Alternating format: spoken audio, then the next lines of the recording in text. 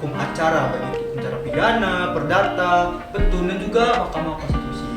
Mengikuti lomba nasional itu nggak gampang kalau nggak ada yang mewadahi. Dan juga pasti kalian akan bangga menjadi anak KPS. Kita banyak dilatih, debat dilatih, pemerkasaan dilatih, logika hukum, leadership kita juga nambah, manajemen waktu kita juga nambah. Jadi kita nggak ada waktu untuk buang-buang waktu gitu. Jadi benar-benar kita itu harus dituntut namanya fokus profesional gitu ya. Kalau putus haruslah ke lomba, ke kompetisi, ikut NMCC karena di situ proses yang sebenarnya. Jadi Podcast Onapung 2023 dibuka dan terbuka untuk umum. Halo Sobat Muters semuanya, kembali lagi bersama kami di Podcast Onapung, obrolan anak hukum. Nah teman-teman Sobat KPS, hari ini kita menjalani Podcast Onapung yang ke-16. Nah sesuai pepatah yang mengatakan tak kenal maka tak sayang, oleh karena itu kenalkan saya Aprianti Laras Putri Siregar, Stambuk 2020, dan saya adalah merupakan bidang Infocom. Dan rekan saya, Aku Margareta Celia Bersamura, Stambuk 2020 dari bidang Infocom. nah pada kesempatan podcast Onakum yang ke-16 ini kita akan membahas topik yang cukup menarik, yaitu adalah KPS Talks. KPS Talks itu apa sih? Nah, KPS Talks itu memang artinya adalah KPS berbicara. Di sini kita akan melakukan KPS Talks, yaitu apa sih pengalaman dan kegunaan dari selama berorganisasi di KPS dan apa sih manfaat mengikuti KPS. Nah, dalam hal ini kita akan melihat dari dua sudut pandang yang berbeda, yaitu yang pertama dari sesama anggota aktif KPS FH-USU dan yang kedua bersama alumni dan coach KPS FH-USU. Wow, berarti langsung aja nih ya, kita kenalan sama teman-teman anggota aktif KPS yang sudah hadir. Boleh perkenalan? Halo semua, perkenalkan saya Iski Nelson Ginting, saya Stambuk 2021 dan saat ini sedang aktif di KPS 1 tahun lebih. Halo, nama aku Yasmin Cintami, aku dari Stambuk 2021. Aku aktif di KPS mulai tahun 2022. Wah, berarti sebelum kita masuk ke topik pembahasan kita nih, pasti teman-teman waktu join KPS ini pasti memiliki tujuan ya kan ya? Jadi apa sih tujuan teman-teman join ke KPS ini? Oke, untuk tujuan aku tuh ya untuk belajar ya untuk di KPS ini, karena aku melihat KPS ini kan ya wadah bagi kita agar kita mengerti tentang hukum acara, baik itu acara pidana, perdata, petun, dan juga Mahkamah Konstitusi. Nah itu nanti berguna bagi saya dan juga saya juga di KPS ini menjalin relasi lah dengan teman-teman yang lain agar bisa membangun kerjasama dan juga kelompok ataupun dalam belajar gitu. Ya, kalau aku kurang lebih sama sih kayak Hizky ya. Tapi aku juga dulu pengen banget nambah pengalaman di organisasi karena dulu aku belum ada join organisasi dan aku rasa KPS ini pas banget buat aku karena aku pengen belajar hukum acara gitu sih. Berarti ini dia lebih, teman-teman juga pasti terkait hukum acara ya. Berarti ini sangat berguna banget ya untuk kita ya. Iya, Apalagi kita ada praktek sidang klinis ya. Yap.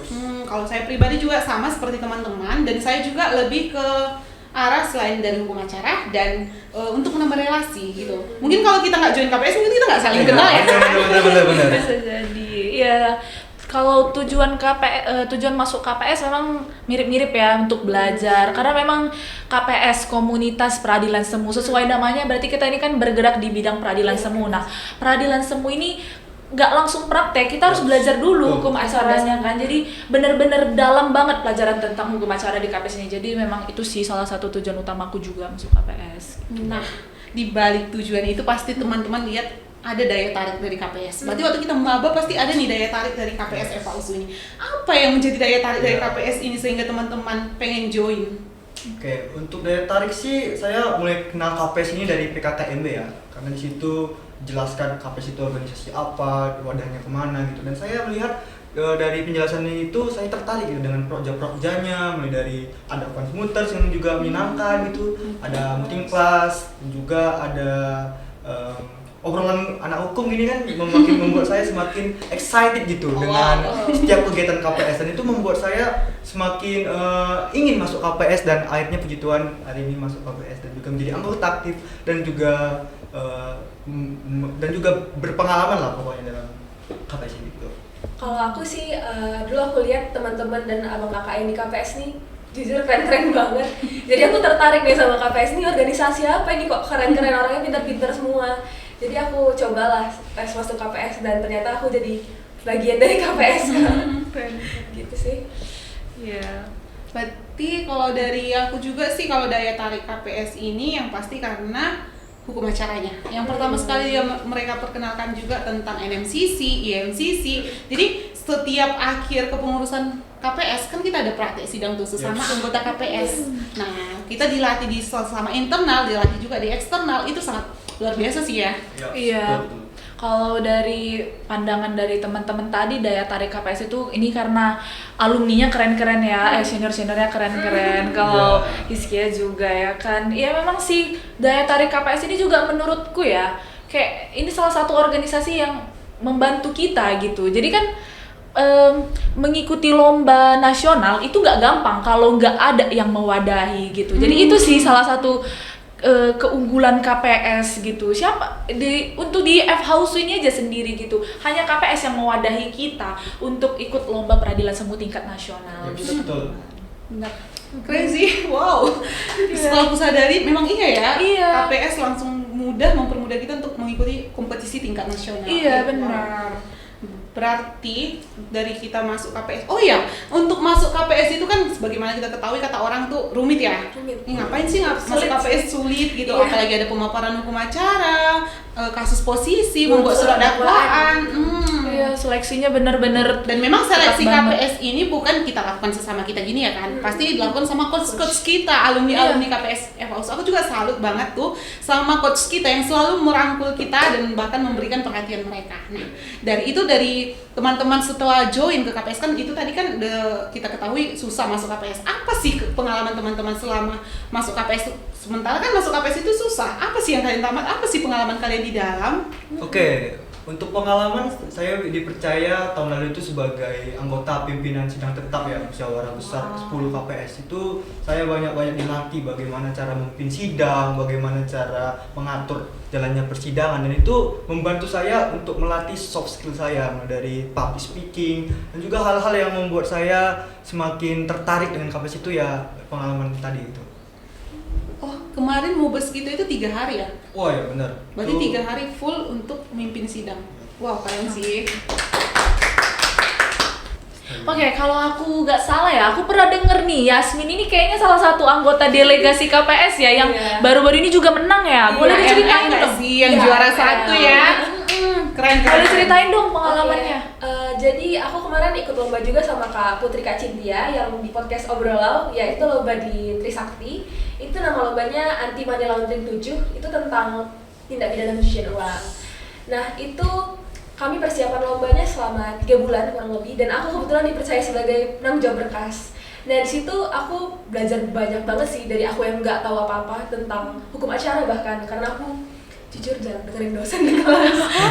Jadi aku tahu banyak banget hukum acara pidana, semuanya aku tahu banyak. Dan kebetulan aku juga di persidangan aku berperan sebagai panitera. Jadi aku juga tahu. Gimana nih Yas? Kan Yasmin ikut delegasi AML kan? Gimana cara Yasmin membagi antara perkuliahan dengan latihan delegasi? Jadi latihan delegasi itu kebetulan sampai larut malam ya, sampai jam 11. Kalau lagi hektik-hektiknya bisa aku pulang jam 2. Nah, itu jujur aku kurang tidur sih pas itu. Tapi ya harus tahan banting karena mau menang kan. Jadi Iya. aku harus Berkorban. harus mengorbankan jam tidur lah. Tapi ya nggak apa-apa, sangat worth it, dan Tetapi- teman-teman harus join sih kalau NMCC perlombaan lain juga. Tetapi nggak jadi tertinggal kan tentang Enggak sama sekali, karena aku bisa bagi waktu, alhamdulillah. Juga teman-teman aku di kelas juga bantu aku. Keren nih Yasmin itu. Kalau aku pribadi sih memang kalau pengalaman selama berorganisasi apalagi join di KPS, kebetulan aku pribadi tuh join kepengurusan 2 tahun ini. Di sini aku memang benar-benar sangat apresiasi tentang KPS karena mereka selalu merangkul juga nih sama anggota aktif KPS dan untuk mengadakan program kerja yang dilakukan oleh Diklat, yaitu untuk muting kelas. Itu sangat berguna banget, yang mana pemateri kita senior kita, bahkan ada juga kegiatan KPS yang sharing session untuk alumni-alumni kita yang udah bekerja. Kita bisa nanya, Bang, bagaimana sih dunia kerja ini gitu. Iya ya. Kalau lihat dari pengalaman teman-teman, aku ada juga sih ya seperti yang kalian lihat ya, aku juga sekarang baru ini sih aku menjabat jadi pengurus ya di bidang Infokom KPS. Aku menjabat jadi sekretaris bidang Infokom. Iya. Dulu juga tahun 2021 aku itu menjadi salah satu panitia musyawarah Mubes KPS yang ke-9 jadi bidang Pubdoc gitu. Itu sih sekitar pengalaman aku di KPS. Wah, berarti udah keren-keren nih ya pengalamannya. Ada yang jadi pernah jadi panitra, ikut delegasi, ketua pimpinan sidang. Berarti di balik pengalaman KPS ini tentunya pasti ada kesan dan pesannya kan. Tapi lebih tepatnya pasti ke arah kesan. Bagaimana nih kesan teman-teman selama mengikuti pengalaman-pengalaman berorganisasi ini? Oke, untuk kesannya udah pasti menyenangkan dan mengasihkan lah ya. Tentang di KPS ini saya banyak belajar tentang teamwork juga dan juga relasi lah yang paling penting juga gitu. Dan juga selama di KPS ini ya saya juga banyak tahu tentang teman-teman juga, alumni sekalian juga dan juga anggota yang lain, yang membuat saya semakin terbuka dan juga semakin bisa bersosialisasi lah tentang. Dari aku sih aku rasa KPS ini sangat berkesan bagi aku. Aku bangga banget jadi anak KPS karena pengalamannya luar biasa banyak banget, dan aku rasa kalau aku gak join KPS dulu, aku gak bakal jadi diri aku yang sekarang. Iya sih. Benar. Kalau dari kesan berarti kan kalian ini nggak ada, berarti kesannya menarik semua lah ya di KPS ini ya. Sama dong, aku juga beruntung sih masuk KPS ini. Kayak masuk KPS itu menjadi privilege sendiri di aku. Jadi kayak aku itu kayak merasa pengetahuan kita setelah masuk KPS sama sebelum masuk KPS sama teman-teman kita yang nggak join KPS itu pasti beda gitu, karena di KPS ini ada beberapa yang kita pelajari yang bahkan orang lain itu nggak tahu gitu. Itu Berarti sih sedikit lebih meningkat lah ya. iya, sama lebih meningkat. mereka. Benar.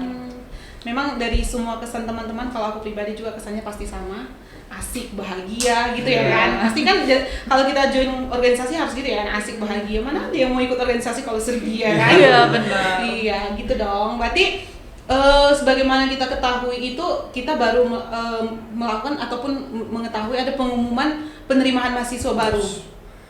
Baru ini, baru semalam ya. Semalam ya, SNBT. Nah, dari teman-teman nih, apa sih saran teman-teman untuk mahasiswa baru yang ada di Fakultas Hukum UNSU tahun 2023 ini dalam memilih organisasi?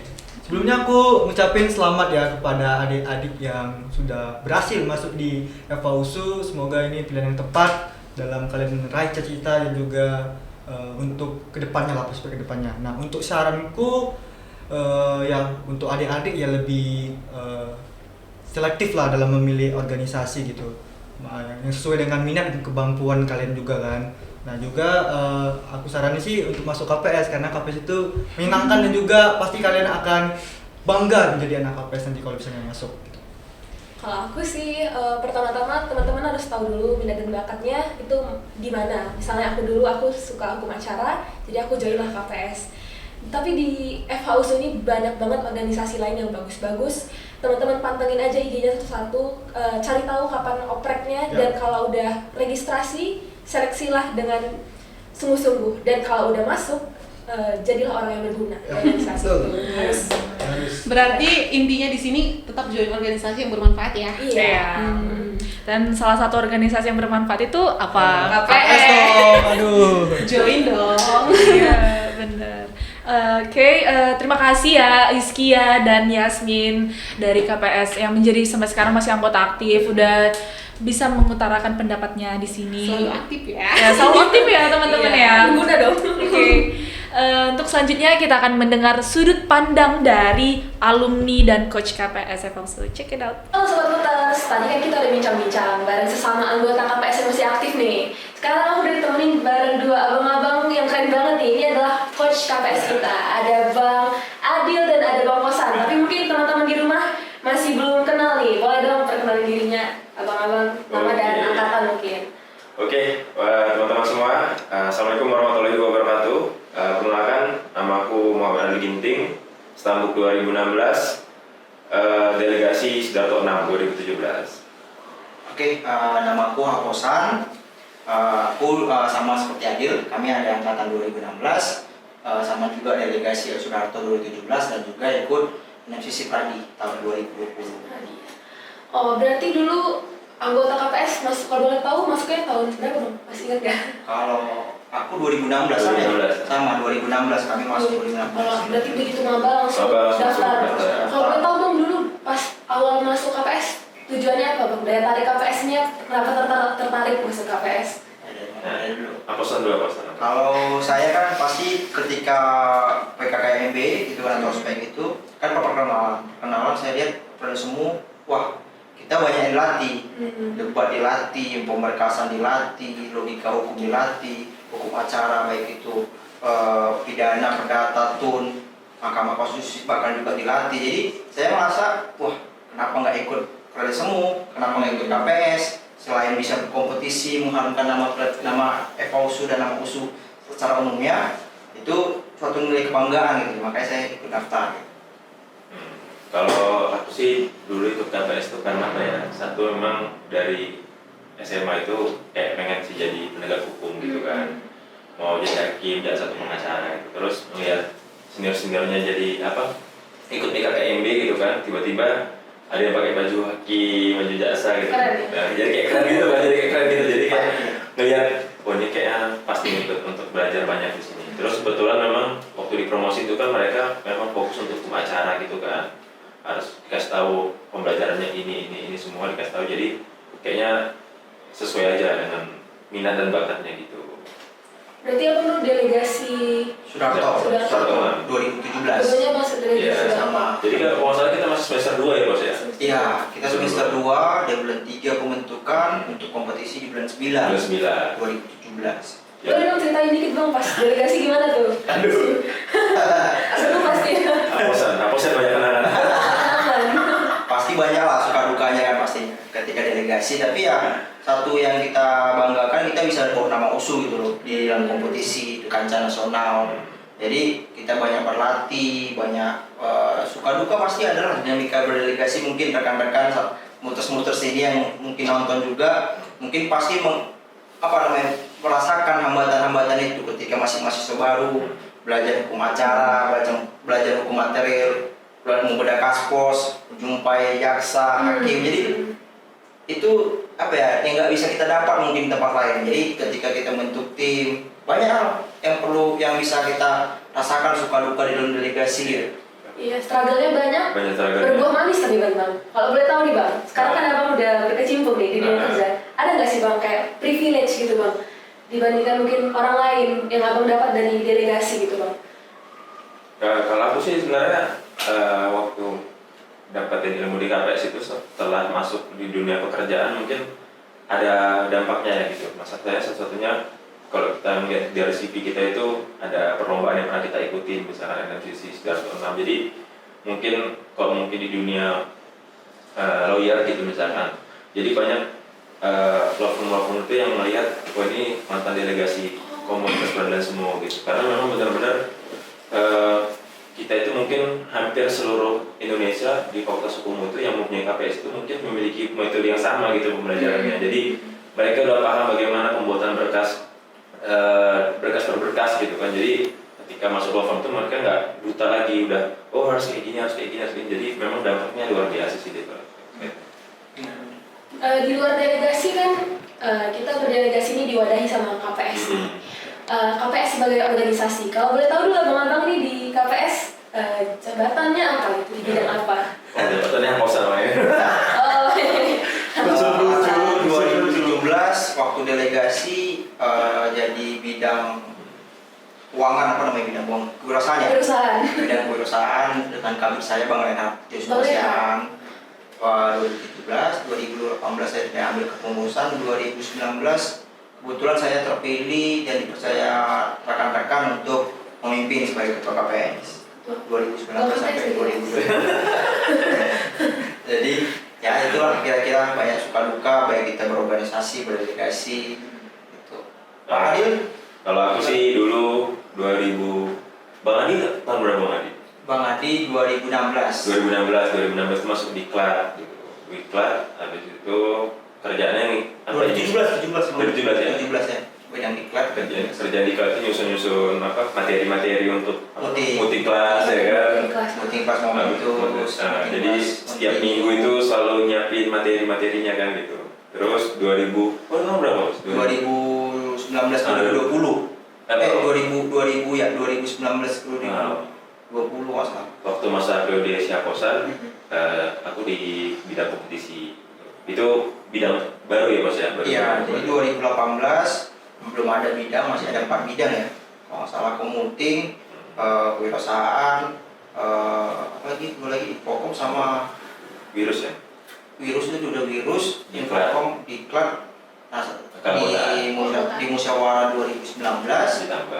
keanggotaan tadi kan ditambah ada bidang baru namanya bidang kompetisi gitu. Jadi Itu bidang baru ya kompetisi. bidang baru itu yang dibidani oleh Pak Adil, Iya. Sherin, Jadi, ada kalau Bang Edwin, mereka adalah mendampingi gitu. Jadi makanya ketika bisa menang ya karena bidang-bidang Infocom ini juga. ya juga kita ketuanya sebenarnya. Makanya nanti bisa dapat puji Tuhan, alhamdulillah bisa dapat juara. Kan dibidani oleh bidang kompetisi juga.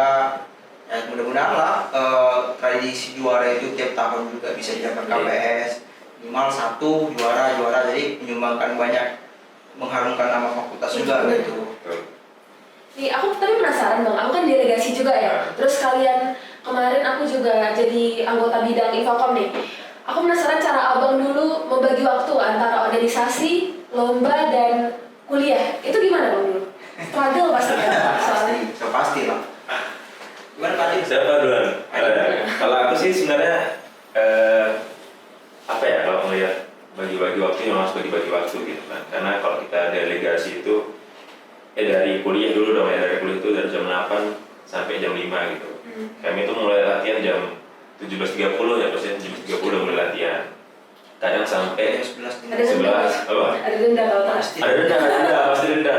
Berapa Mas denda itu Mas? Denda per 10 menit pertama 10.000. 10.000 gitu-gitu kan. Lipatan semenit kemudian 10.000.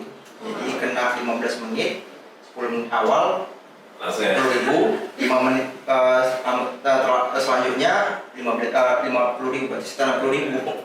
Jadi 17.30 itu udah mulai latihan lagi, kadang sampai jam 11, jam 12, jam 1, jam 2. Besoknya kuliah lagi. Habis itu jam 8 masuk lagi, apalagi kalau mahasiswa baru kan. Iya. Karena mahasiswa barunya kayak Pak Nazar mungkin yang tepat waktu, Iya. Pak Yusrin mungkin ya gitu kan.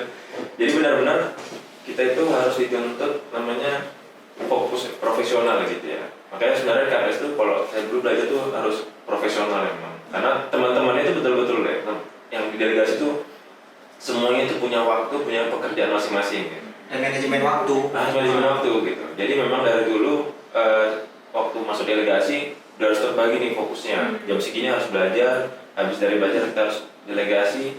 Kebetulan kita malah nyiapin berkas itu kalau saya minta.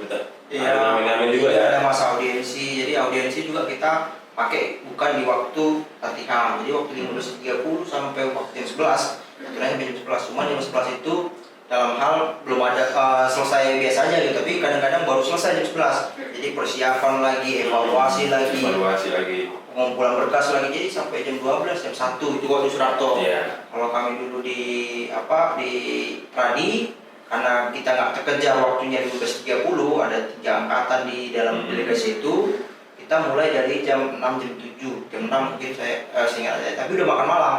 Di jam 6, jam 7 udah makan malam dengan catatan kita latihan sampai jam 2. Setelah jam 2 baru kita selesai, kita tidur di rumah untuk karantina lah gitu kan. Berarti belum ada serikat dulu. Belum. Sekali ya. Jadi dulu ada satu delegasi yang bermurah hati menyediakan rumahnya. Kita di sana tinggal selama 3 bulan lebih, 4 bulan untuk latihan. Jam 2 baru kita selesai. Ya gitu, tapi worth it-nya kita belajarnya yang kita pelajari, contoh misalnya kalau kita kami dulu tipikor ya di Surabaya itu perkaranya masuk posisi tipikor, kita udah belajar tipikor, jadi pasti kalau kita belajar terkait dengan UHAP kita udah biasa, karena itu kan UHAP itu masih dasar gitu ya, formulanya dasar, sedangkan tipikor ada membalikan beban pembuktian, ada banyak hal yang lebih khusus lagi yang kita pelajari, jadi itu yang nggak kita dapat. Padahal waktu kita semester 2 hukum pidana juga kita belum belajar, masuk MKD mata kuliah dasar umum. Tapi kita udah belajar, tapi kita udah belajar hukum pidana 1 udah, hukum pidana 2 udah, tindak pidana khusus udah, acara juga udah. Ada kelebihan ya dari teman-teman yang lain Bos ya. Jadi ikut delegasi itu nggak ada ruginya Oh, ada ruginya. Pasti Oke. banyak manfaatnya. Nah, kebetulan kita kan baru pengumuman SNBT nih kemarin, jadi banyak mahasiswa baru yang masuk. Abang-abang ini ada saran atau pesan nggak buat adik-adik yang baru masuk? Secara umum lah, atau mungkin saran dalam memilih organisasi atau saran dalam perkuliahan secara umum? Kalau saran saya sih sepanjang pengalaman saya juga lebih baik berorganisasi lah. Jadi di dalam organisasi itu pasti banyak yang kita dapat. Belajar soft skill tadi kayak kita bilang, soft skill kita nambah, leadership kita juga nambah, manajemen waktu kita juga nambah. Jadi kita nggak ada waktu untuk buang-buang waktu gitu. Ada waktu kita, momen-momen kita mungkin di hari Minggu bisa me time ya kan, atau bisa healing. Tapi ya kita Senin kita harus belajar lagi. Jadi waktu-waktu kita itu jadi terisi semua, dan itu kita isi dengan kegiatan-kegiatan yang positif gitu. Dari Bang Adil ada nggak? Kalau dari aku sih sebenarnya kembali ke diri sendiri sebenarnya. Apalagi kalau kita udah masuk dunia perkuliahan itu adalah dunia yang kita itu nggak bisa lagi misalkan kayak kupu-kupu gitu kan, kuliah pulang, karena memang berbeda ya kalau kita melihat dari teman-teman yang mungkin non organisasi dan organisasi itu memang lebih cakap, cara berbicara itu udah kelihatan gitu, public speaking itu memang kelihatan. Jadi benar-benar kalau kita ikut organisasi itu banyak nilai dan pengalaman yang mungkin orang belum bisa dapetin itu gitu. Jadi kalau mungkin ada teman-teman mahasiswa baru yang hari ini sudah masuk fakultas hukum musuh, mungkin salah satu organisasi yang harus diikutin ya KPS ya. Harus. Anak Eva harus masuk KPS. Iya, karena benar-benar ilmunya itu banyak gitu. Karena itu memang ya dia sejalan gitu. Sejalan. Yang diorganisasikan, yang dipelajari, yang akan diterapkan nanti kalau jadi penegak hukum itu sejalan gitu. Ada sih banyak juga organisasi akademis gitu kan. Banyak organisasi yang lain, akademis juga ada, non akademis juga Jadi ada. memang tergantung passion juga bos ya. Misalkan ada yang memang dia tuh pengen cita-cita mungkin jadi jaksa, jadi hakim, Ya. jadi apa gitu kan. Mungkin KPS itu tempat bernaungin Yang benar lah. benar lah, cukup baik lah untuk kita dapat ilmunya gitu. Jadi minimal dasarnya udah ada gitu. Jadi teman-teman bagaimana membangun pola pikir seorang jaksa ketika menuntut, bagaimana membangun pola pikir sebagai penasihat hukum dalam hal membela, bagaimana pola pikirnya hakim ketika memutus suatu perkara itu kita sudah mulai dilatih. Walaupun nanti tetap ada juga latihan masing-masing ya, masing-masing profesi, cuman pola pikir itu dari mahasiswa sudah ada gitu. Ya, cuman itu soft skill juga terlatih ya Bang? Pasti. Kalau kita ikut organisasi. Nah itu teman-teman. Jadi bagi teman-teman yang baru masuk nih kayak Fausu, gak ada salahnya kita cari-cari organisasi yang sesuai dengan minat dan bakat kita kan Bang? Benar. Apalagi KPS nih, kita bisa belajar sejalan dengan perkuliahan, juga belajar soft skill tuh. Nah ini Bang, ada nggak sih ya Bang pesan untuk kawan-kawan KPS yang masih aktif kayak kami-kami ini Bang? Mungkin ada pesan-pesan gitu atau saran? Kalau aku sih sebenarnya melihat KPS sekarang udah cukup banyak berkembang ya, proses banyak berkembang, udah banyak lebih ke modern ya maksudnya. Dulu kan masih kayak kita harus kayak gini, sekarang itu lebih banyak perubahan itu. Apa sudah bisa dari Zoom? Iya, apa dari Zoom. Gitu kan dulu kan kita harus ngumpul kan, forum. forum kan. 1/3 ada aturan untuk musyawarah gitu. Terus sudah ada sekret juga. Jadi memang benar-benar saya menyarankan banget ya kalau aku melihat untuk anggota-anggota KPS itu memang harus totalitas itu di KPS itu. Karena benar-benar KPS itu tempat mencari ilmu yang cukup banyak di sini. Mungkin bukan dari akademisnya aja, dari pembelajarannya, tapi dari pengalaman kita organisasi, dari pembentukan pribadi kita gitu.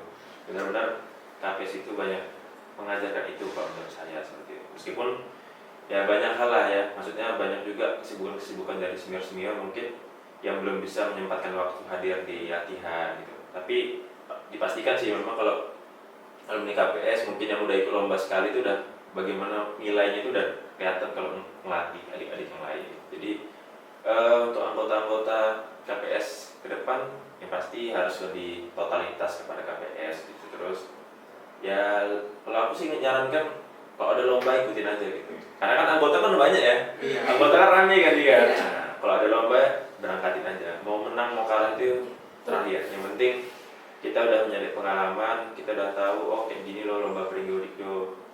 oh kayak gini loh lomba Sudarto gitu. Jadi kita udah ada pengalaman dulu di situ gitu. Jadi kapan nanti ada junior kita, adik kita yang mau ikut lomba, kita tinggal ngasih tahu gitu. Bahwasanya oh harus kayak gini, harus kayak gini. Jadi memang kita itu turun temurun gitu.